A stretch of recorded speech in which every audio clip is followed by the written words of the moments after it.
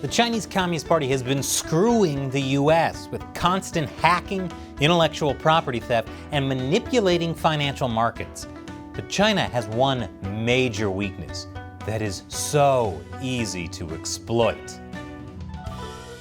Welcome to China Uncensored. I'm Chris Chappell. There's a way we can bankrupt China, and Taiwan is the key.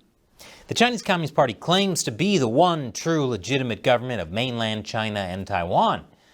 But that claim also opens up China to a devastating attack from the United States.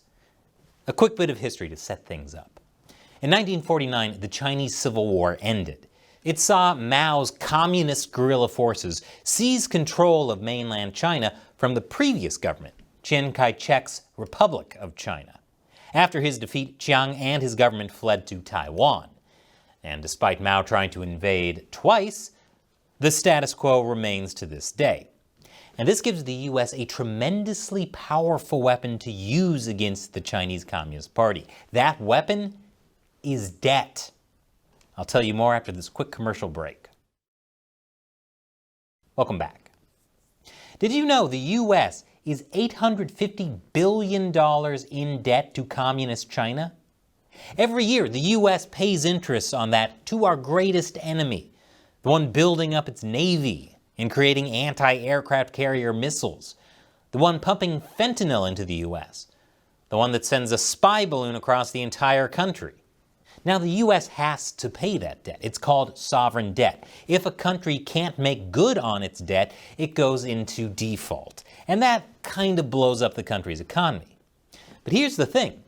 China, right now, is currently in default on its sovereign debt to the US. And that gives the US tremendous leverage. How did this happen? When Chiang Kai-shek's Republic of China was in charge, it issued a bunch of long-term sovereign gold-denominated bonds to build up China. The China we know today would not be possible without it. And plenty of American investors bought those bonds. That put the Republic of China in debt to America.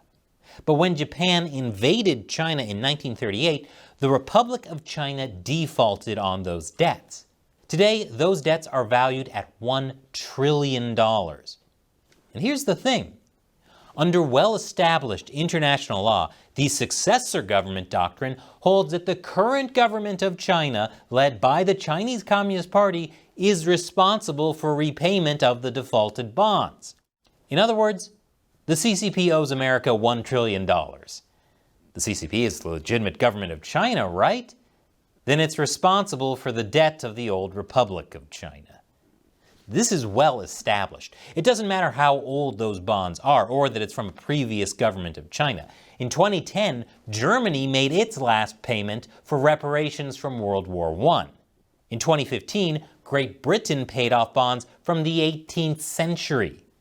So yeah, China is responsible for that debt, and it owes big. Again, $1 trillion. And here's the thing, the CCP has already made good on that old debt to the UK.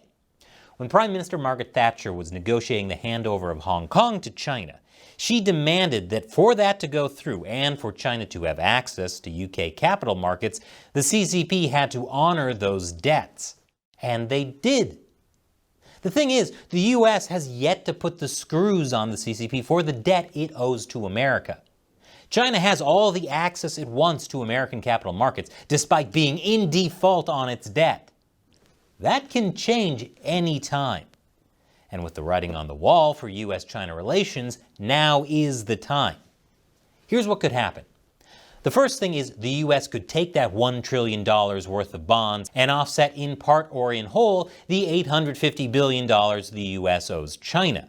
That would remove the $95 million in daily interest paid to China. We'd have a lower national debt, be better off financially as a country. It sounds great. Congress could also pass a law requiring China to, actually follow international law. And if they don't, China gets cut off from the US market.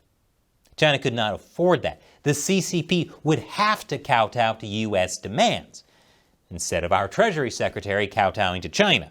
And the great thing about the debt is it gives the US a powerful tool to fight the CCP that isn't using the military. The UK has already done it. It's time for the US to as well. And China Uncensored would not exist without support from viewers like you. Frequent demonetization and age restriction by YouTube would have run us out of business. Most of our budget comes from fan support on the crowdfunding website Patreon. That's patreon.com/China Uncensored. If you support the show with even as little as $1 an episode, you'll get a bunch of cool perks, including the chance to have me answer your questions on the show. Today's question comes from Ian Pendleton. What would happen if the U.S. government somehow finally wised up to the CCP and stopped caring about trying to get high-level meetings with its members? Would not getting them be a good thing in any way? That's an excellent question. Now, when Biden came to power, he promised relentless diplomacy. And while that sounds good, the CCP has actually manipulated the desire for diplomacy for its own advantage. China essentially cut off access. U.S. military officials still haven't been able to talk to their Chinese counterparts in months. And for other Biden administration officials, they had to jump through hoops to get meetings. The U.S. delayed the release of its COVID investigation so Secretary of State Blinken could travel to China. You think the CCP didn't make that part of the agreement? And on the eve of Treasury Secretary Yellen's trip to China, Chinese hackers targeted top U.S. officials. The U.S. should have called off Yellen's meeting, but they wanted the meeting so bad, they let it slide. That tells the CCP they are the ones in the driver's seat. And the U.S. is willing to bow, literally. That's why using the sovereign debt against China is so powerful. It puts the U.S. back in the driver's seat, gives the CCP real consequences for its action. That's how diplomacy actually works. We need to make it so the CCP is begging for meetings with the U.S., not the other way around.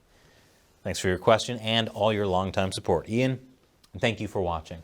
Check out patreon.com/China Uncensored for how you can support the show. Once again, I'm Chris Chappell. See you next time.